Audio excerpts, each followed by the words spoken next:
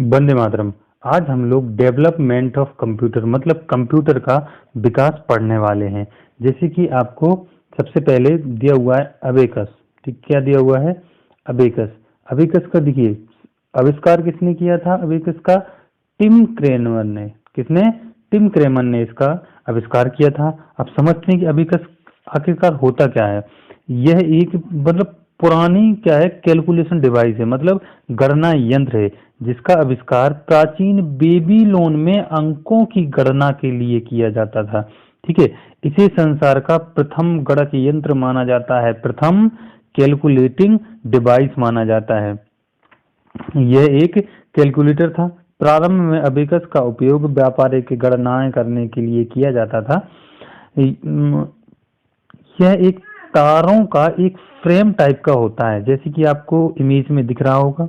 यह एक तारों का फ्रेम टाइप का होता था, जिसमें बीड़ का मतलब होता है पकी हुई मिट्टी के गोले। ठीक है, उसमें लगे रहते हैं, जिसकी सहायता से गणना करना आसान हो जाता था। ठीक है, मैंने आपको बता चुका हूं कि इसका आविष्कार किसने किया था। आपको याद रखना है, टिम क्रेमर ने इसका आविष्कार किया था। सेकंड हमारे पास क्या है? पास्कल। पास्कल का आविष्कार हमको देखना है कि ब्लेज पास्कल ने किया था। कब किया था? 1642 में इसका आविष्कार हुआ था। अब जानते हैं कि पास्कल आखिरकार होता क्या है। पास्कल पहला अंकगणितीय यांत्रिक कैलकुलेटर है, समझे, मतलब अर्थमेटिक मैकेनिकल कैलकुलेटर है पहला, जिसको ब्लेज पास्कल ने 1942 में बनाया था। इस मशीन को एंडिंग मशीन भी कहा जाता है। यह केवल जोड़ या घटाव ही करने में सक्षम था। ठीक है, तथा इसे पास्कल लाइन भी कहा जाता है। ठीक है, हम देखिए इसको सिर्फ जोड़ घटाना के लिए यूज होता था हमारा पास्कल, तो इसलिए इसे क्या बोला जाता था? इसे पास्कल लाइन बोला जाता था। ठीक है, यह मशीन घड़ी और ओडोमीटर के सिद्धांत पर कार्य करती थी। वर्तमान में कार, जो हम देखते हैं ना कि आजकल हमको कार और बाइक में जो अपन को स्पीडोमीटर मिलता है देखने को, मतलब जो स्पीड आपको बताता है, किलोमीटर बताता है ना, जो मोटरसाइकिल में और कारों में, वो हमारा क्या है? पास्कल ही लगा होता है। उस पर क्या होता है? पास्कल यंत्र ही उसमें उपयोग किया जाता है। ये आज का उदाहरण है। ठीक है, ये हमारा क्या होता है? पास्कल। ठीक है, चलिए आगे बढ़ते हैं। अगले हमारे पास क्या है? Difference engine. डिफरेंस इंजन समझते हैं। इसका आविष्कार चार्ल्स बेबेज ने किया था। याद रखना है, डिफरेंस इंजन का आविष्कार किसने किया था? चार्ल्स बेबेज ने किया था। कब? 1822 में इसका आविष्कार किया था। किसने? डिफरेंस इंजन का चार्ल्स बेबेज ने। देखते हैं क्या होता है डिफरेंस इंजन। इस मशीन में गियर और शाफ्ट लगे होते हैं। ठीक है, यह पहली मशीन थी जिसमें गियर और शाफ्ट लगे होते थे। यह मशीन भाप से चलती थी। यह गणित की जटिल कठिनाइयों मतलब गणनाओं को आसानी से सॉल्व कर सकता था, जिसके द्वारा गणनाओं को प्रिंट करना भी पॉसिबल था। यह केवल एक बेसिक अर्थमेटिक मशीन थी। क्या है? जिसकी मदद हम कैलकुलेशन में करते थे। ठीक है, आगे देखिए, आगे हमारे पास क्या है? हमारे पास है एनालिटिकल इंजन। एनालिटिकल इंजन है, इसका आविष्कार भी किसने किया था? हमारे चार्ल्स बेबेज जी ने किया था। कब किया था? 1834 में इसका आविष्कार हुआ था, चार्ल्स बेबेज जी ने किया था। इसको कार्यों को गणना करने के लिए विकसित किया गया था, जिसमें सभी अर्थमेटिक क्रियाएं संपन्न होती हैं। ठीक है, एएलयू कॉन्सेप्ट पर सबसे पहले प्रयोग इसी का किया गया था, समझे। एएलयू कॉन्सेप्ट पर सबसे पहले प्रयोग इसी में किया गया था। मतलब एनालिटिकल इंजन है, ये पहला इंजन है जिसमें एएलयू मतलब अर्थमेटिक लॉजिक यूनिट का कॉन्सेप्ट फॉलो किया गया था। ठीक है, याद रखना है, एनालिटिकल इंजन का आविष्कार किसने किया था? चार्ल्स बेबेज ने। कब किया था? 1834 में। ठीक है, आगे हमारे पास है हरमन होलेरिथ। हरमन होलेरिथ क्या है? ये हम जानते हैं। देखिए, हरमन होलेरिथ, ये नाम से ही पता चल रहा है कि हरमन होलेरिथ ने इसका आविष्कार किया था। इन्होंने 1890 में इसका आविष्कार किया था। किस लिए? अमेरिका की जनगणना होनी थी, उसके लिए इनको एक मशीन बनाने की जिम्मेदारी दी गई थी, जिन्होंने तो हरमन होलेरिथ ने इसे बनाया था। किस चीज के लिए? अमेरिका की जनगणना के लिए। देखिए, कम समय में जनगणना के कार्य को संपन्न करने के लिए हरमन होलीडेथ ने एक टेबुलेटिंग मशीन बनाई। इसको हम देखिए, इसको क्या इन्होंने क्या किया, टेबुलेटिंग मशीन, टेबुलेटर मतलब जो गणना करने वाली मशीन होती है उसका आविष्कार किया। यह पहली यांत्रिक मशीन थी जो विद्युत से चलने वाली थी। हरमन होलीडेथ जो टेबुलेटिंग मशीन थी ना, वो पहली ऐसी यांत्रिक मशीन थी जो लाइट से चलती थी, इलेक्ट्रिसिटी से चलती थी, विद्युत से चलती थी। ठीक है, आगे देखते हैं, जिसमें डाटा की प्रोसेसिंग के लिए पंच कार्ड का उपयोग किया जाता था। ठीक है, तो इसमें क्या हुआ, डाटा के लिए किस चीज का उपयोग किया जाता था, पंच कार्ड का। तो पंच कार्ड के आविष्कार का श्रेय भी किसे जाता है, हमारे हरमन होलीडेथ को जाता है। ठीक है, पंच कार्ड बनाने की टेबुलेटिंग मशीन कंपनी बनाई। ठीक है, जब इन्होंने ये मशीन बनाई तो इन्होंने पंच कार्ड बनाने के लिए एक टेबुलेटिंग मशीन कंपनी बनाई। उसका नाम क्या रखा इन्होंने, जिसमें पंच कार्ड बनते थे, उन्होंने नाम रखा टेबुलेटिंग मशीन कंपनी। लेकिन इन्होंने 1911 में, कब, 1911 में इसका नाम बदलकर कंप्यूटर टेबुलेटिंग रिकॉर्डिंग कंपनी कर दिया। क्या कर दिया, कंप्यूटर टेबुलेटिंग रिकॉर्डिंग कंपनी कर दिया। इसके बाद इन्होंने 1924 में, याद रखना है कब, 1924 में इन्होंने फिर से नाम बदल दिया और जिसका नाम रखा गया IBM, जो आज भी हम सुनते हैं। IBM का मतलब होता है इंटरनेशनल बिजनेस मशीन। ठीक है, इस चीज को याद रखना है। चलिए आगे हमारे पास क्या है, होवर्ड आइकेन, इनका क्या है, इन्होंने समथिंग समथिंग 1937 से 44 के बीच में इसका आविष्कार किया था, जिसे मार्क फर्स्ट नाम से कंप्यूटर आया इनका। ठीक है, जो पहला स्वचालित विद्युत यांत्रिक कंप्यूटर, मतलब फर्स्ट इलेक्ट्रो मैकेनिकल कंप्यूटर था, जिसका आकार कमरे के आकार के बराबर होता था। जैसे कि आप इमेज में देख रहे हैं कि होवर्ड आइकन कैसा होता था। ठीक है, इसका मार्क फर्स्ट नाम दिया गया है और यह फर्स्ट इलेक्ट्रो मैकेनिकल कंप्यूटर था जो एक कमरे के बराबर रहता था। चलिए आगे देखते हैं, हमारे पास क्या दिया हुआ है, एबीसी। एबीसी समझते हैं क्या होता है, एबीसी जैसे कि आप देख रहे हैं, एबीसी का फुल फॉर्म होता है एटोनस ऑफ बेरी कंप्यूटर। एटोनस और बेरी दो नाम दिए गए हैं आपको, एक एटोनस ऑफ और दूसरा बेरी। इसका मतलब है दो वैज्ञानिक थे, एक एटोनस ऑफ और दूसरा बेरी, जिन्होंने इस एबीसी कंप्यूटर की खोज की थी, जो कब टाइम पीरियड माना जाता है, 1939 से 42 तक। ठीक है, यह एक पहला इलेक्ट्रॉनिक डिजिटल कंप्यूटर था जिसका नाम एबीसी रखा गया। ठीक है, और वैज्ञानिक कौन कौन थे, जॉन विंसेंट एटोनसॉफ और क्लिफबोर्ड ई बेरी द्वारा इसे विकसित किया गया था। और किस तरह का दिखता था वो आप इमेज में देख सकते हैं। चलिए ठीक है, आगे बढ़ते हैं। आगे हमारे पास क्या है, एनिएक। क्या दिया है, एनिएक दिया हुआ है। एनिएक का फुल फॉर्म क्या होता है, इलेक्ट्रॉनिक न्यूमेरिकल इंटीग्रेशन कंप्यूटर। ठीक है, electronic numerical integrator and computer. ठीक है, ये हमारा फुल फॉर्म था एनिएक का। यह first electronic and general purpose computer था जो जॉन मॉचली और जॉन प्रेस्पर एकर्ट के द्वारा इसका आविष्कार किया था। याद रखना है, एनिएक का आविष्कार किसने किया था, जॉन मॉचली और जॉन प्रेस्पर एकर्ट के द्वारा किया गया था। ठीक है, इन्होंने इसमें, याद रखना, इन्होंने इसमें 18,000 क्या, 18,000 वैक्यूम ट्यूब लगाए थे, वैक्यूम ट्यूब का प्रयोग किया था। यह देखिए पहली पीढ़ी का कंप्यूटर है ये, इसलिए उन्होंने क्या, पहली पीढ़ी में हमारा वैक्यूम ट्यूब यूज हुआ करते थे, तो इन्होंने 18,000 वैक्यूम ट्यूब लगाकर एक, ये क्या है, एनिएक कंप्यूटर बनाया था, मतलब electronic numerical integrator and computer. ठीक है, इसको बनाया था किसने, जॉन मॉचली और जॉन प्रेस्पर एकर्ट ने। ठीक है, इन चीजों को याद रखना है। एक चीज और याद रखना, ये है first electronic and general purpose computer था। ठीक है, अगला हमारे पास क्या दिया हुआ है, इडबेक। इडबेक क्या होता है, इडबेक का फुल फॉर्म होता है electronic discrete variable automatic computer, जिसका टाइम पीरियड क्या माना जाता है, 1942 से 52 के बीच में। यह कंप्यूटर भी किसने आविष्कार किया था, याद रखना, एनिएक और इडबेक दोनों ही जॉन मॉचली और प्रिस्पर एकर्ट द्वारा विकसित किए गए थे। ये वाला और ये कंप्यूटर मतलब एनियक और इडबेक दोनों ही किसने किए थे आविष्कार? जॉन मॉचली और जॉन प्रेस्पर एकट के द्वारा आविष्कार किया गया था। जैसे कि आपको इमेज में दिख रहा है, इस तरह का हमारा इडबेक दिखता था। आगे दिखते हैं हमारे पास क्या है, इडसेक। ठीक है, क्या है इडसेक? इडसेक देखिए, इडसेक का फुल फॉर्म होता है इलेक्ट्रॉनिक डी से डिले, एस से स्टोरेज, ए से ऑटोमेटिक, सी से कैलकुलेटर। इसका इसका देखिए, इसका जो है उसका टाइम पीरियड समथिंग समथिंग 1947 से कहा कब तक, 1949 तक माना जाता है। इसको याद रखना है, इडसेक का टाइम पीरियड कब है? 1947 से 1949 के बीच में माना जाता है। ठीक है, और फुल फॉर्म क्या होता है याद रखना, electronic delay storage automatic calculator.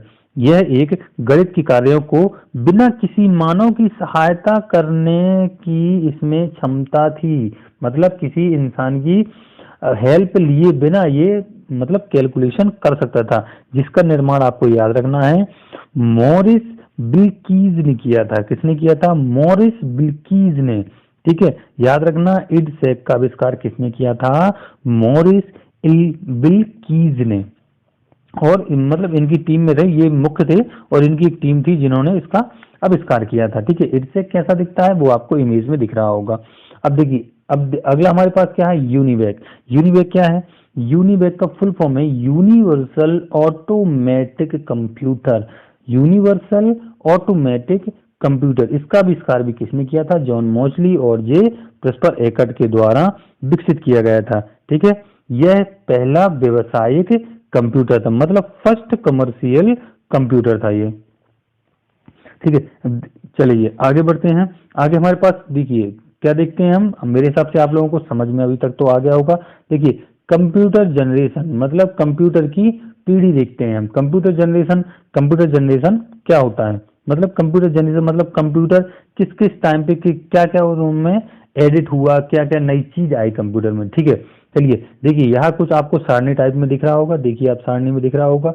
ये देखिए, यहाँ देखिए पहले डिब्बे में हमको क्या टेक्नोलॉजी, देखिए हम इसमें बात करेंगे किस तरह की टेक्नोलॉजी यूज की गई है इसमें। दूसरा है कंप्यूटर लैंग्वेज, किस तरह की कंप्यूटर लैंग्वेज इसमें यूज होती है। उसके बाद कंप्यूटर मेमोरी, किस तरह की मेमोरी हम यूज करते थे। मतलब सारी जनरेशन को, मतलब पीढ़ियां, कंप्यूटर की पीढ़ी बोल सकते हैं आप हिंदी में। इसका यूज कहाँ होता था, और कंप्यूटर मतलब कंप्यूटर के उदाहरण। ठीक है, चलिए हम जैसे फर्स्ट जनरेशन देखते हैं। फर्स्ट जनरेशन कब से कब मानी जाती है? 1940 से 1955 तक मानी जाती है फर्स्ट जनरेशन, जिसमें किसका? वैक्यूम ट्यूब का यूज होता था। जैसे मैंने बताया था ना कि इन्होंने एनिएक में मतलब मोचली ने और एकर्ट ने एनिएक में क्या लगाया था? वैक्यूम ट्यूब का यूज करा था। कब? 18,000 वैक्यूम ट्यूब यूज करके उन्होंने एनिएक को बनाया था। ठीक है, तो उससे आपको कुछ चलता है कि फर्स्ट जनरेशन में क्या होता था? वैक्यूम ट्यूब का यूज होता था। और लैंग्वेज की बात करें तो इसमें क्या, मशीन लैंग्वेज का यूज किया जाता था। याद रखना है फर्स्ट जनरेशन के जो कंप्यूटर थे उन्होंने क्या क्या लगाया था? मशीन लैंग्वेज का यूज होता था। 0 और 1 मतलब क्या होता है? ये बाइनरी सिस्टम पर काम करता था। बाइनरी सिस्टम में क्या होते हैं हमारे कोड? 0 और 1। इसमें मेमोरी, कंप्यूटर मेमोरी किस टाइप की होती है? मैग्नेटिक ड्रम टाइप इसमें यूज होता है। मेमोरी के लिए क्या यूज होता था? मैग्नेटिक ड्रम इसमें यूज होता था। ऑपरेटिंग सिस्टम कौन सा लगता था? बैच प्रोसेसिंग ऑपरेटिंग सिस्टम इसमें यूज होता था। बैच प्रोसेसिंग का मतलब है ग्रुप। ठीक है, ग्रुप के मतलब एक साथ ग्रुप में प्रोसेसिंग होती थी। ठीक है, यहाँ देखते हैं बैच प्रोसेसिंग, इसमें ऑपरेटिंग सिस्टम यूज के लिए बनाया गया था। ये साइंटिफिक पर्पज के लिए बनाया गया था। ठीक है, मतलब आपको वैज्ञानिक कोई काम करना है उसके लिए ये बनाया गया था फर्स्ट जनरेशन का। इसके देखिए, इसके कंप्यूटर, इसके मतलब उदाहरण, इसमें तो पहला होता था पंच कार्ड। देखिए मैंने बताया था एनिएक पंच कार्ड, वो पंच कार्ड यूज होता था। ठीक है, पंच कार्ड में फर्स्ट जनरेशन का उदाहरण क्या है? पंच कार्ड एक तो यूज होता था। दूसरा है पेपर टेप में किसका उदाहरण है फर्स्ट जनरेशन का? एनिएक हो गया फर्स्ट जनरेशन का, यूनिवेक हो गया। ठीक है, और इसमें देखिए यूनिवेक हो गया, एनिएक हो गया, इडबेक हो गया, इडसेक हो गया, वो सारे किसके उदाहरण है? इसी के उदाहरण है। ठीक है, चलिए सेकंड देखते हैं हम। दूसरी जनरेशन में देखिए, दूसरी जनरेशन की बात करें, दूसरे जनरेशन का टाइम पीरियड क्या था, 1956 से 1964 तक। ठीक है, इसमें क्या यूज होता था हमारा, इसमें ट्रांजिस्टर यूज होता था। हम डिस्कस करेंगे आखिरकार ट्रांजिस्टर होता क्या है। ट्रांजिस्टर इसमें यूज होता था, और इसमें किस तरह की लैंग्वेज होती थी, असेंबली लैंग्वेज यूज होती थी। किसमें, सेकेंड जनरेशन में, जिसका टाइम पीरियड था 1956 से 1964 तक। इसमें ट्रांजिस्टर यूज होते थे, और इसमें असेंबली लैंग्वेज का यूज होता था। और मेमोरी के लिए क्या यूज होता था, इसमें मेमोरी के यूज होता था मैग्नेटिक कोर यूज होता था। इसमें क्या, कंप्यूटर मेमोरी के तरह है। ठीक है, इसमें ऑपरेटिंग सिस्टम कौन सा, time sharing operating system use होता था। सेकेंड जनरेशन में क्या होता था, time sharing operating system use होता था। अगर यूज की बात करें तो ये कमर्शियल यूज के लिए बनाया गया, मतलब इंडस्ट्रियल यूज के लिए ये आ गए थे कि इंडस्ट्री में किस तरीके से इसको यूज करते हैं। ठीक है, इसके उदाहरण हैं जैसे IBM। ठीक है, IBM 1401 सॉरी, यूनिबेक 1108 और हनीवेल 200। ये आपको उदाहरण याद रखने हैं किसके, कंप्यूटर के। कभी कभी आपको इसी तरीके से एग्जाम में क्वेश्चन पूछे जाते हैं। उन्होंने बोल दिया कि बताइए इन निम्नलिखित में से कौन सी दूसरी पीढ़ी के कंप्यूटर का उदाहरण है। ठीक है, तो एक आपको सेकंड जनरेशन इनमें से दे देगा। ठीक है, और बाकी के दूसरों का उदाहरण दे देगा। तो आपको ये याद रखना है कि 2G के, जो 2G था मतलब सेकंड जनरेशन थी, उसके कंप्यूटर कौन कौन थे, IBM 1401, यूनिबेक और हनीवेल। ठीक है, ये हमारे कुछ उदाहरण थे। चलिए देखते हैं थर्ड जनरेशन। थर्ड जनरेशन का टाइम पीरियड कब था, 1965 से 71 तक। ठीक है, तीसरी पीढ़ी थी जो कंप्यूटर की, वो कब से कब तक थी, 1965 से 71 तक। इसमें क्या होता था, IC चिप यूज होती थी, और MSI भी एक चिप टाइप की है। तो क्या हुआ, आपसे कई बार क्वेश्चन में पूछे लेता है, बताइए IC चिप का यूज होना कब से प्रारंभ हुआ, तो आपको याद रखना है थर्ड जनरेशन से। ठीक है, इसमें हाई लेवल लैंग्वेज यूज हुआ करती थी, याद रखना, जैसे फोर्ट्रान आपने नाम सुना होगा, पास्कल हुआ, कोबोल हो गया। ये कहाँ से, किस पीढ़ी से चालू हुए ये चीजें, थर्ड जनरेशन से हुआ चालू। फोर्ट्रान, पास्कल, कोबोल वगैरह कब से हुआ यूज, फोर्ट्रान कब से, थर्ड जनरेशन से चालू हुआ। ठीक है, और कंप्यूटर मेमोरी इसमें किस टाइप की यूज होती थी, मैग्नेटिक कोर होता था। Multi processing operating system use होता था। मल्टीपल एप्लीकेशन यूज के लिए बनाया गया था, और इसका सबसे अच्छा उदाहरण है IBM सिस्टम। ठीक है, IBM सिस्टम। इन चीजों को आपको ध्यान से पढ़ना है और समझना है। इस तालिका में से बहुत सारे क्वेश्चन आपके एग्जाम में पूछे जाते हैं। अब देखिए फोर्थ जनरेशन आपके पास दी हुई है। फोर्थ जनरेशन मतलब चौथी पीढ़ी कब से कब तक हुई, 1972 से 1989 तक। ठीक है, इसमें देखिए सिलिकॉन चिप यूज होने लगी। ठीक है, और VLSI यूज होने लगा। मतलब VLSI का मतलब होता है वेरी लार्ज स्केल इंटीग्रेशन। ठीक है, इस चीजों का यूज होने लगा। इसमें नॉन प्रोसीड्यूरल SQL मतलब जिसकी प्रोसेस मतलब जिसकी प्रोसेस नहीं होती, जिस SQL की, उसको यूज किया जाता था। SQL का मतलब क्या होता है, SQL का मतलब क्या होता है, नॉन प्रोसीड्यूरल SQL का होता है स्मॉल क्वेरी लैंग्वेज। ठीक है, सॉरी सिक्वेंशियल क्वेरी लैंग्वेज इसका उदाहरण होता है। ठीक है, वो सॉरी फुल फॉर्म होता है। आगे देखिए इसमें किस तरीके की मेमोरी यूज होने लगी, मैग्नेटिक रैम का यूज होने लगा, रैम का यूज चालू हो गया। ऑपरेटिंग सिस्टम किस टाइप का, GUI मतलब ग्राफिकल यूजर इंटरफेस इसमें यूज होने लगा। ठीक है, और डिस्ट्रीब्यूटेड सिस्टम का यूज के लिए होता है, इसका डिस्ट्रीब्यूटेड सिस्टम के लिए इसका यूज होता था। इसके कुछ कंप्यूटर मैंने आपको दिए हुए हैं सामने, क्या लिखा है देखो, एप्पल का मैक है वो इसी जनरेशन में आया था। IBM PC है इसी जनरेशन में आया था। माइक्रो कंप्यूटर क्या हुआ है, इसी जनरेशन में आया था। इन चीजों को आपको याद रखना कि फोर्थ जनरेशन के उदाहरण कौन कौन से कंप्यूटर के, एप्पल मैक हो गया, IBM PC हो गया और माइक्रो कंप्यूटर हो गया। चलिए फिफ्थ जनरेशन में आपका देखिए 1989 से जो अभी तक हम 2022 में हैं, तो 19 से 89 तक अभी तक यही फिफ्थ जनरेशन चल रही है। ठीक है, इसमें क्या यूज होने लगा, इसमें बायो चिप्स यूज होने लगी और ULSI यूज होने लगा। ULSI का मतलब होता है अल्ट्रा लार्ज स्केल इंटीग्रेशन, ठीक है, ये चीज यूज होने लगी। और देखिए कंप्यूटर लैंग्वेज, इसमें एनपीएल का यूज होता था। एनपीएल को होता है नेचुरल प्रोसेसिंग लैंग्वेज होता है इसका फुल फॉर्म, ठीक है। और लिस्प होता है, लिस्ट प्रोसेसिंग, और प्रोलॉग का मतलब होता है प्रोग्रामिंग लॉजिक, ठीक है। इन चीजों का याद रखना। इस लिस्प और प्रोलॉग का यूज कब से चालू हुआ? 5th जनरेशन से। देखिए और इसमें क्या होता है, ऑप्टिकल मेमोरी का यूज कब से प्रारंभ हुआ? कंप्यूटर में ऑप्टिकल मेमोरी का प्रारंभ कब से हुआ? 5th जनरेशन से, याद रखना है, ठीक है। ऑपरेटिंग सिस्टम कौन सा यूज होता था इसमें? पैरेलल प्रोसेसिंग यूज होती थी। मतलब पैरेलल मतलब होता है लगातार, ठीक है। पैरेलल मतलब क्या होता है? पैरेलल मतलब होता है कि मतलब एक दूसरे के पैरेलल। अब लाइन देखिए, पैरेलल जब कंप्यूटर का इस तरीके से यूज होता है, ठीक है, पैरेलली यूज होता है, तो उसे हम पैरेलल प्रोसेसिंग ऑपरेटिंग सिस्टम बोलते हैं, ठीक है। यूज क्या होता है? ये रोबोटिक और एआई मतलब आर्टिफिशियल इंटेलिजेंस और रोबोटिक्स के यूज के लिए ये 5th जनरेशन आई है, जिसमें रोबोटिक और एआई यूज कर सकते थे आसानी से, ठीक है। और कंप्यूटर देखिए इसमें क्या नया चीज आई 5th जनरेशन में? वॉइस रिकॉग्निशन कब आया हमारा 5th जनरेशन में? इमेज रिकॉग्निशन, मतलब कंप्यूटर क्या है, वॉइस को पढ़ सकता था, इमेज को पढ़ सकता था। ये कब आया आपका? 5G जनरेशन में। देखिए पाम टॉप है आपका, जो हथेली वाला कंप्यूटर होता है, छोटा सा होता है, हथेली में बन सकता है, ठीक है।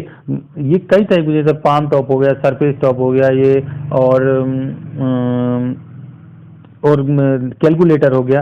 ये सारे क्या है? ये भी एक टाइप के कंप्यूटर हैं, जो मैंने शायद आपको बता दिए हैं। अगर नहीं बता दिए तो बता दिए हैं। पाम टॉप, सरफेस कंप्यूटर हो गया, कैलकुलेटर हो गया, ये भी किसी मतलब छोटे टाइप में कंप्यूटर आते हैं जी, अन्य टाइप में कंप्यूटर में आते हैं, ठीक है। अल्ट्रा बुक भी किसका उदाहरण है? 5G का है, ठीक है। अल्ट्रा बुक, क्रोम बुक होता है ना, क्रोम बुक, ठीक है। क्रोम बुक जो होता है आपका इसी का होता है, क्रोम बुक हो गया, और IBM नोटबुक हो गया। वो किसके उदाहरण है हमारे? सिर्फ सारे 5G के उदाहरण है, मतलब कंप्यूटर जनरेशन के उदाहरण है, ठीक है। मेरे हिसाब से आप लोगों को समझ में आया होगा। चलिए आगे देखते हैं। कुछ आपके लिए फैक्ट दिए हैं जो क्या है, एग्जाम के हिसाब से बहुत ही ज्यादा इंपॉर्टेंट है। ध्यान से पढ़ना, अगर चाहें आप लिखना तो लिख भी सकते हैं। चलिए पहला फैक्ट है, कंप्यूटर एक मशीन है। किस तरह की मशीन है? इलेक्ट्रॉनिक मशीन है कंप्यूटर। क्या है? इलेक्ट्रॉनिक मशीन है। याद रखना, ये आपसे एग्जाम में डायरेक्ट क्वेश्चन पूछे जाते हैं, जो मैंने आपको बहुत ही अच्छे से छांट के बताया हुआ है, ठीक है। इनको बिल्कुल डायरेक्ट इसी टाइप के क्वेश्चन पूछे जाते हैं, ठीक है। अगला है क्या है? आधुनिक कंप्यूटर का पिता किसे कहा जाता है? एलन ट्यूरिंग को। किसे? एलन ट्यूरिंग को क्या कहा जाता है? आधुनिक कंप्यूटर का पिता कहा जाता है। और कैलकुलेटर का आविष्कार किसने किया था? पास्कल ने किया था। याद रखना, कैलकुलेटर का आविष्कार किसने किया? पास्कल ने। प्रथम इलेक्ट्रॉनिक कंप्यूटर था क्या? एनिएक। एनिएक को प्रथम, मैंने बताया है अभी आपको डिटेल से, जब मैंने पढ़ाया एनिएक तब बताया था आपको प्रथम इलेक्ट्रॉनिक कंप्यूटर कौन था? एनिएक था, ठीक है। कंप्यूटर स्क्रीन पर छोटी टिमटिमाती रेखा कहलाती है कर्सर, जो होती है ना, कर्सर टिमटिमाती रहता है, उसे क्या बोलते हैं? कर्सर बोलते हैं, ठीक है। उसे कंप्यूटर स्क्रीन पर छोटी टिमटिमाती रेखा, इस टाइप के क्वेश्चन आपको एग्जाम में पूछे जाते हैं। अगला क्या है? कंप्यूटर बंद करने की प्रोसेस क्या कहलाती है? कंप्यूटर को जब हम बंद करते हैं उस प्रोसेस को क्या कहते हैं? Shut down. Shut down. आप अगर कंप्यूटर चलाते हैं तो आपको ये चीज पता होगी। देखिए बंद करते हैं तो शट डाउन होता है, और अगर फिर एक बार बंद करके तुरंत चालू करना है तो वो रीस्टार्ट होता है। अगर आपको थोड़ी देर के लिए कुछ काम है, अगर आप स्लीप मोड में जानना चाहते हैं तो उसके लिए हम स्लीप मोड का अलग से बटन होता है, ठीक है। इस टाइप के कुछ बटन होते हैं, आपको याद रखना है, ठीक है। बेसिक नॉलेज है, बेसिक क्वेश्चन है, लेकिन एग्जाम के हिसाब से बहुत ही इंपॉर्टेंट है। ये डायरेक्ट क्वेश्चन पूछे जाते हैं एग्जाम में। कंप्यूटर का मस्तिष्क याद रखना, सीपीयू को कहा जाता है। किसे? कंप्यूटर का मस्तिष्क किसे कहा जाता है? सीपीयू को। और मॉनिटर को क्या कहा जाता है? वीडीयू, ठीक है। याद रखना, मॉनिटर को क्या कहा जाता है? वीटीयू। और फंक्शन की देखो, फंक्शन की कितनी होती है? आपने कीबोर्ड में देखा होगा F1 F2 F3 लिखा होता है ऊपर। टोटल कितनी संख्याएं होती हैं उसकी? फंक्शन की 12 संख्याएं होती हैं। चलिए अगला देखते हैं, देखिए क्या दिया हुआ है। एनालॉग सिग्नल को डिजिटल सिग्नल में बदलने की विधि को क्या कहा जाता है? डिजिटलाइजेशन। क्या कहलाता है? डिजिटलाइजेशन कहलाता है। क्या? एनालॉग सिग्नल को डिजिटल सिग्नल में जब हम बदलते हैं तो ये डिजिटलाइजेशन कहते हैं। आगे देखिए, भारत में निर्मित प्रथम कंप्यूटर क्या है? सिद्धार्थ। क्या है? भारत में निर्मित प्रथम कंप्यूटर क्या है? सिद्धार्थ। याद रखना है आपको, ये चीज बहुत ही इंपॉर्टेंट है, एग्जाम के हिसाब से डायरेक्ट क्वेश्चन पूछे जाते हैं। नंबर सिस्टम में प्रयोग होता है क्या? 0 और 1 प्रयोग होता है नंबर सिस्टम में, जैसे कि इसे क्या बोलते हैं हम? बाइनरी बोलते हैं। क्या बोलते हैं? बाइनरी सिस्टम बोलते हैं। देखिए, प्रथम डिजिटल कंप्यूटर था क्या? यूनिवैक। यूनिवैक को हम प्रथम डिजिटल कंप्यूटर कहा जाता है। प्रथम डिजिटल कंप्यूटर यूनिवैक। याद रखना है, बहुत ध्यान से पढ़ना है। वायरस क्या होता है? एक प्रोग्राम होता है। वायरस डायरेक्ट पूछा था, वायरस क्या होता है? एक प्रोग्राम होता है जो हमारे कंप्यूटर के लिए बहुत ही घातक सिद्ध होता है।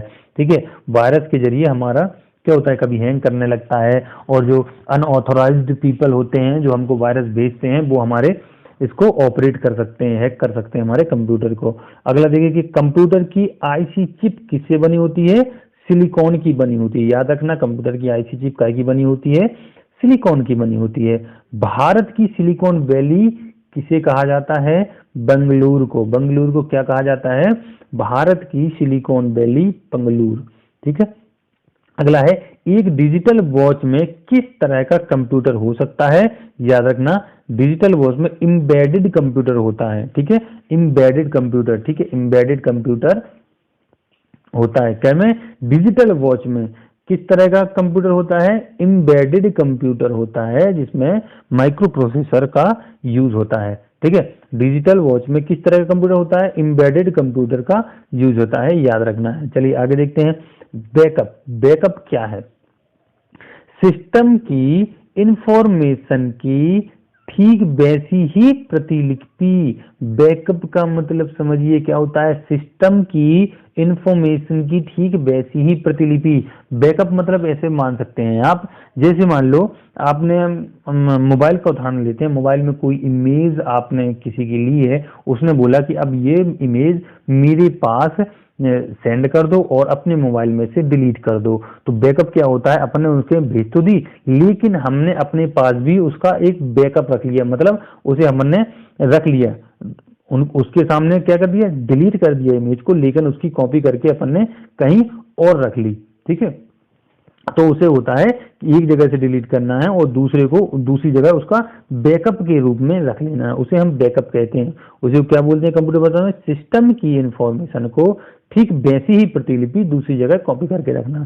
ठीक है, प्रोसेस्ड डाटा को क्या कहा जाता है? आउटपुट। जब डाटा प्रोसेस्ड हो जाता है और हमको रिजल्ट मिलता है तो उसे क्या बोलते हैं? आउटपुट बोलते हैं। प्रोसेसर के 3 प्रमुख भाग कौन कौन से होते हैं? प्रोसेसर के हम जानते हैं, मतलब प्रोसेसर जानते हैं ना, मतलब आपका सीपीयू। सीपीयू के 3 भाग मैंने बता चुका हूं आपको पहले वाले वीडियो में कि कौन कौन से भाग होते हैं। एक तो एएलयू होता है, कंट्रोल यूनिट होता है, और रजिस्टर्स होते हैं। ठीक है, रजिस्टर को क्या बोलते हैं अपन? मेमोरी यूनिट बोलते हैं। एएलयू अर्थमेटिक लॉजिक यूनिट होता है और सीयू का कंट्रोल यूनिट होता है। ठीक है, ये चीजें मैं आपको पहले ही डिटेल से बता चुका हूं। अगला देखते हैं, माइक्रो प्रोसेसर जो कंप्यूटर का मस्तिष्क होता है उसे क्या कहा जाता है? माइक्रोचिप बोला जाता है। ठीक है, माइक्रो प्रोसेसर है जो कंप्यूटर का मस्तिष्क होता है, बगैर माइक्रो प्रोसेसर के तो आप कंप्यूटर चला नहीं सकते। उसे क्या बोला जाता है कंप्यूटरी भाषा में? माइक्रोचिप तो बोला जाता है। अब इसमें आया, माइक्रो प्रोसेसर किस पीढ़ी का कंप्यूटर था? याद रखना, चतुर्थ पीढ़ी का कंप्यूटर था। माइक्रो प्रोसेसर कब किस पीढ़ी का था? चतुर्थ पीढ़ी का कंप्यूटर था। ठीक है, कंप्यूटर का जनक किसे कहा जाता है? चार्ल्स बेबेज को जनक कहा जाता है। और हमने कुछ पहले पढ़ चुके हैं क्या? आधुनिक कंप्यूटर टूरिंग को कहा जाता है। ठीक है, कंप्यूटर का जनक किसे कहा जाता है? चार्ल्स बेबेज को कहा जाता है। ईडीपी। ईडीपी का क्या है? ईडीपी क्या बोलती है? Electronic data processing. इसी का शॉर्ट रूप है ईडीपी, जिसका संक्षिप्त रूप क्या है? Electronic data processing. इसको याद रखना है। चलिए आगे देखते हैं, भारत में निर्मित परम कंप्यूटर किस प्रकार का कंप्यूटर है? याद रखना है आपको, एक सुपर कंप्यूटर है। क्या? परम एक सुपर कंप्यूटर है। प्रथम पीढ़ी के कंप्यूटर में क्या प्रयोग होता था? बता चुका हूं आपको, वैक्यूम ट्यूब यूज होता था। बहुत ही ज्यादा इंपॉर्टेंट फैक्ट है, इनको याद रखना है, चाहे जैसे याद हो, ये आपको याद करना है। प्रथम पीढ़ी में कंप्यूटर किस तरह के प्रयोग, क्या क्या, क्या यूज होता था? वैक्यूम ट्यूब यूज होता था। आधुनिक डिजिटल कंप्यूटर में किस पद्धति का प्रयोग किया जाता था? द्विआधारी अंक पद्धति। ठीक है, आधुनिक डिजिटल कंप्यूटर में किस पद्धति? द्विआधारी अंक पद्धति, मतलब बाइनरी सिस्टम का यूज होता था। ठीक है, यूज होता है। आगे है, कंप्यूटर की स्क्रीन पर ब्लिंक करने वाले प्रतीक को क्या कहा जाता है? जो ब्लिंक करता रहता है उसे हम कर्सर बोलते हैं। ठीक है, और आगे टिमटिमाता अगर आपको एग्जाम में आता है तो उसे भी कर्सर बोला जाता है। चलिए आगे देखते हैं, भारत का सबसे तेज कंप्यूटर कौन सा है? भारत का सबसे तेज सुपर कंप्यूटर कौन सा है? इका। क्या है? इका। इका भारत का सबसे तेज कंप्यूटर है, याद रखना है। सीपीयू का वह भाग जो अन्य सभी कंप्यूटर कंपोनेंट की गतिविधियों को कोऑर्डिनेट करता है। ठीक है, मतलब उनको चलाता है, उन पर कंट्रोल करता है, उसे क्या बोलते हैं हम? कंट्रोल यूनिट बोलते हैं। आगे देखते हैं, कंप्यूटर में डाटा, कंप्यूटर में डाटा कहा जाता है किसे? चिन्ह हो गया, संख्यात्मक सूचना हो गया, इमेज हो गया। डाटा तो हम किसी भी चीज को बोल सकते हैं, इमेज हो गया, डाटा हो गया, टेक्स्ट हो गया, कोई भी मान हो गया आपके पास, वो सारा आपका क्या है? डाटा होता है। ये मैं आपको पहले ही बता चुका हूँ। कंप्यूटर का नियंत्रक भाग कहलाता है क्या? कंप्यूटर का मैनेजर, मतलब कौन मैनेज करता है कंप्यूटर को? सीपीयू मैनेज करता है। ठीक है, एएलयू का परिचालक संपन्न करता है क्या? अर्थमेटिक। अर्थमेटिक जो हमारे कैलकुलेशन होता है, एएलयू उसे संपन्न करता है। वह हार्डवेयर डिवाइस जो डाटा को अर्थपूर्ण इंफॉर्मेशन में परिवर्तित करता है उसे क्या बोला जाता है? प्रोसेसर बोला जाता है। वह हार्डवेयर डिवाइस जो डाटा को अर्थपूर्ण इंफॉर्मेशन में परिवर्तित करता है, क्या होता है वो? प्रोसेसर। क्रे क्या है? क्रे एक, याद रखना, सुपर कंप्यूटर है क्रे। आगे देखते हैं, टाइम शेयरिंग। टाइम शेयरिंग क्या है? टाइम शेयरिंग का प्रयोग किस पीढ़ी में होता है? तृतीय पीढ़ी में क्या हुआ? टाइम शेयरिंग का यूज हुआ। कब? तृतीय पीढ़ी में। मैंने आपको अभी बताया था कुछ देर पहले, टाइम शेयरिंग का यूज कहाँ हुआ? तृतीय पीढ़ी से चालू हुआ। सॉफ्ट कॉपी एक आउटपुट है, तब हार्ड कॉपी क्या है? क्या है? प्रिंटेड आउटपुट है। क्या है? सॉफ्ट कॉपी एक आउटपुट है। जैसे सॉफ्ट कॉपी क्या होती है? जब भी आप कंप्यूटर में आप जो डेस्कटॉप पे आप देखते हैं वो सॉफ्ट कॉपी है, लेकिन जब उसे कागज में छाप के आप प्रिंट कर लेते हैं तो उसे क्या बोलते हैं? वो आउटपुट, मतलब हार्ड कॉपी होता है। जब आउटपुट आप प्रिंट करके निकाल लेते हैं तो वो हार्ड कॉपी हो जाती है। ठीक है, आगे देखते हैं क्या है? कंप्यूटर में अनवरत विद्युत आपूर्ति का संक्षिप्त रूप क्या है? यूपीएस। अनवरत मतलब होता है यूपीएस। यूपीएस का मतलब होता है अनइंटरप्टेड पावर सप्लाई। क्या होता है? यूपीएस। यूपीएस का फुल फॉर्म क्या होता है? अनइंटरप्टेड पावर सप्लाई, जिसे अनवरत विद्युत आपूर्ति भी कहा जाता है हिंदी में। ये क्या होता है कि जब हम भी क्या होता था पहले, आजकल तो बहुत कम देखने को मिलते हैं, लेकिन पहले क्या होता था, हम कंप्यूटर में जाते थे तो वहां क्या है? यूपीएस लगा होता था। यूपीएस में क्या होता था? अगर आपकी लाइट चली जाती थी तो आपको 15-20 मिनट का एक बैकअप मिल जाता था, जिससे कि आप जो भी आप काम कर रहे हैं कंप्यूटर में उसे सेव कर लें। क्योंकि हम जानते हैं कि जैसे अगर लाइट चली जाती है तो जो हम काम कर रहे हैं वो सारा डाटा उड़ जाता है कंप्यूटर में से। ठीक है, तो उसमें क्या है? वो यूपीएस की सिस्टम हमको दिया जाता था कि अगर लाइट चली जाती है तो आप यूपीएस की मदद से 15-20 मिनट तक आपका कंप्यूटर चलता रहेगा और अपने काम को जो है उसे सेव करके रख लीजिए। इसलिए यूपीएस का यूज होता था। क्या है? यूपीएस का मतलब होता है अनइंटरप्टेड पावर सप्लाई। चलिए आगे देखते हैं, प्रथम गणना यंत्र। प्रथम गणना यंत्र क्या था? अबेकस, आपको बता चुका हूं। सबसे पहले आधुनिक कंप्यूटर की खोज हुई थी कब? 1946 में यूज हुई थी। इंपॉर्टेंट फैक्ट है, ध्यान से पढ़ना है, बहुत ही इंपॉर्टेंट है ये एग्जाम के हिसाब से। याद रखना, बार बार मैं एक ही बात बोल रहा हूं आपको। आईसी चिप का विकास किसके द्वारा किया गया है? जेएस किल्वी द्वारा। किल्वी द्वारा क्या किया गया है? आईसी चिप का आविष्कार किया गया था। जब कंप्यूटर दिए गए अनुदेशों पर कार्य करता है तब उसे क्या कहा जाता है? प्रोसेसिंग कहा जाता है। कंप्यूटर दिए गए अनुदेशों पर कार्य करता है तब उसे क्या कहा जाता है? प्रोसेसिंग बोलते हैं। जब हमने कोई भी चीज इनपुट की है कंप्यूटर में और जब कंप्यूटर उस इनपुट पर कार्य करना चालू कर देता है तो उसे क्या बोलते हैं? प्रोसेसिंग बोल देते हैं हम। आगे क्या हुआ है? एक ग्राफिकल तस्वीर जो फाइल, फोल्डर आदि जैसे ऑब्जेक्ट को रिप्रेजेंट करती है कहलाती है, क्या बोले? आइकन कहलाती है। ठीक है, जब कोई भी चीज होती है वो या फाइल या फोल्डर हो, डेस्कटॉप पे आप देखते हैं, डेस्कटॉप पर आपको बहुत सारे फोल्डर देखने को मिलते हैं, या इमेज डाल दो तो इमेज दिखने लगती है, फाइल डाल दो तो एक फाइल दिखने लगती है, तो उसे हम कंप्यूटर डेस्कटॉप पर क्या बोलते हैं? आइकन बोलते हैं। ठीक है, याद रखना।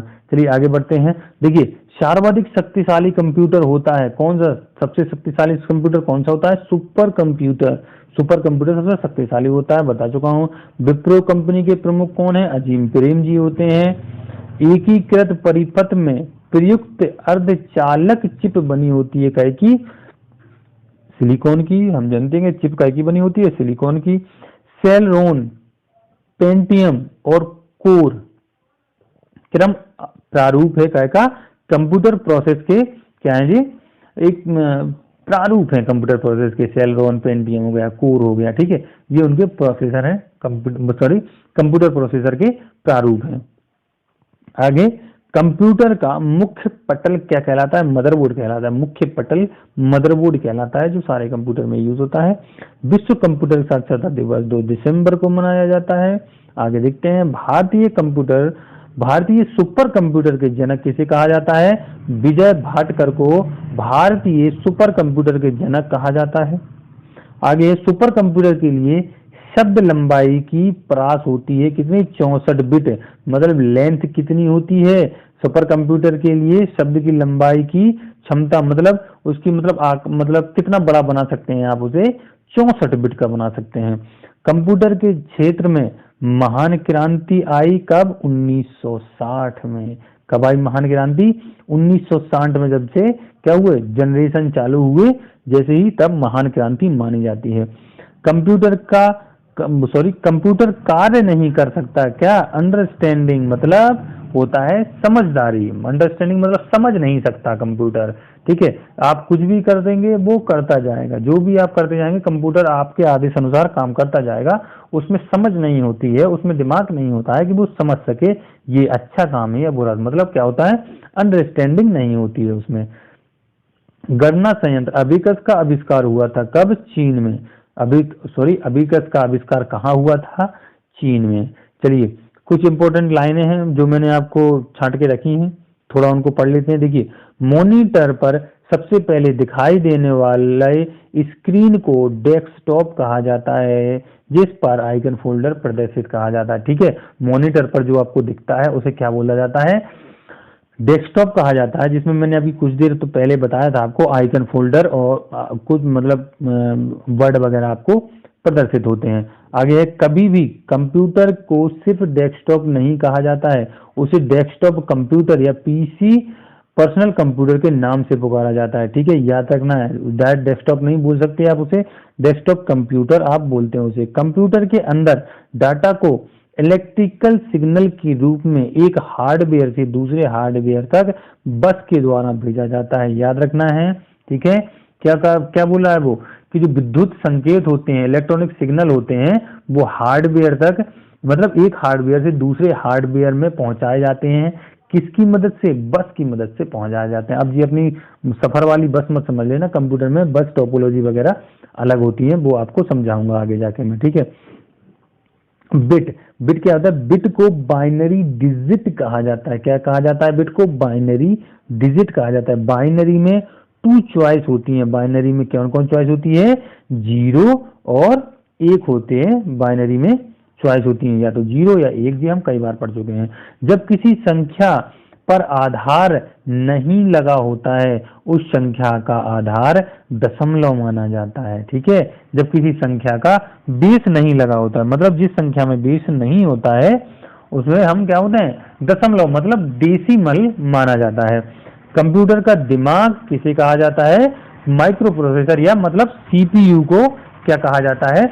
कंप्यूटर का दिमाग कहा जाता है। वैसे उसमें दिमाग इतना ऐसा दिमाग नहीं होता कि वो समझ सके कि क्या चीज़ गलत है और क्या सही है, लेकिन अगर हम बोलें कंप्यूटर के हिसाब से तो उसमें क्या होता है, सीपीयू को कंप्यूटर का दिमाग कहा जाता है।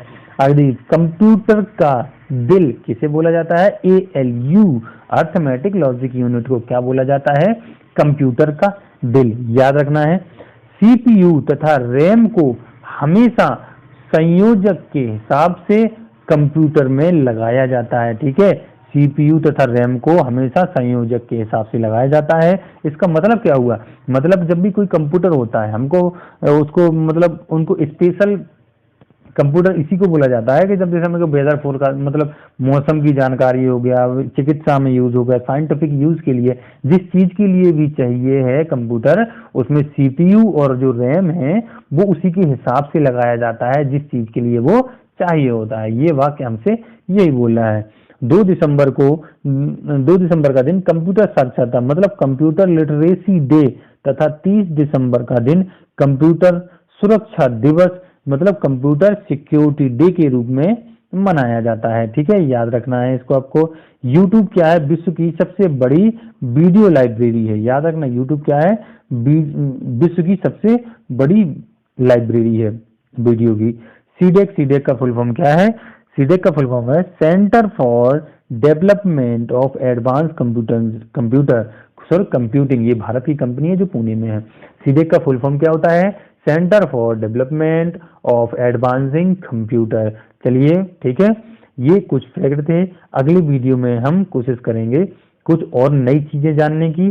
चलिए, आपको अगर समझ में नहीं आया है तो आप कृपया कमेंट करके बता दीजिए आपको कौन सी चीज समझ में नहीं आई, मैं कोशिश करूंगा आपको उसको समझाने की। ठीक है, आज के लिए इतना ही बहुत था। अगर वीडियो पसंद आया हो तो लाइक जरूर कर दें। मिलते हैं बहुत ही जल्द। जय हिंद, जय भारत।